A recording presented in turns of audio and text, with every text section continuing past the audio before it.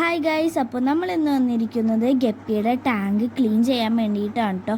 ഇവിടെ നമുക്ക് നോക്കി കഴിഞ്ഞാൽ മീനും കൂടി കാണാൻ പറ്റത്തില്ല, കാരണം അത്രയും ചെളി പിടിച്ചിട്ട് നല്ല മോശം ഇതിലാണ് നിൽക്കുന്നത്. അപ്പോൾ നമ്മൾ മീനിനെ മാത്രം മാറ്റി കഴിഞ്ഞപ്പോൾ ഇത്രയും മീനാണ് കേട്ടോ ഉണ്ടായിരുന്നത്. നമ്മൾ 2 മീനെ ഇട്ടിട്ടുണ്ടായിരുന്നുള്ളൂ, പക്ഷേ ഇത് ഇത്രയും മീനായി. പിന്നെ നമ്മൾ മീനിനെയൊക്കെ എടുത്ത് നോക്കിയപ്പോൾ ഈ ഒരു അവസ്ഥയിലാണ് കേട്ടോ കിടന്നത്. അപ്പം തന്നെ നിങ്ങൾക്ക് മനസ്സിലാവും ഇതിൻ്റെ ആ ഒരു എത്ര ഇതിലാണ് അത് കിടന്നതെന്ന്. പിന്നെ ഇത്രയും മീനുണ്ടായിരുന്നു കേട്ടോ. മാഷാ അല്ലാഹ്, ഞങ്ങൾ ഇത്രയും പ്രതീക്ഷിച്ചില്ല. ഞങ്ങൾ 2 മീനെ അതിൻ്റെ അകത്ത് ഇട്ടിട്ടുണ്ടായുള്ളൂ.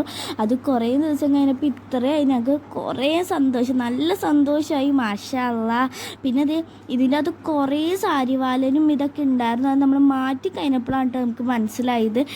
പിന്നെ വെയിലത്ത് വെക്കുമ്പോഴാണ് ഇതിൻ്റെ യഥാർത്ഥ കളർ നമുക്ക് മനസ്സിലാവണം. അത് കഴിഞ്ഞിട്ട് നമ്മൾ തേച്ചൊരിച്ച് ഇത്രയും ഇതിലാക്കിയിട്ടുണ്ട്.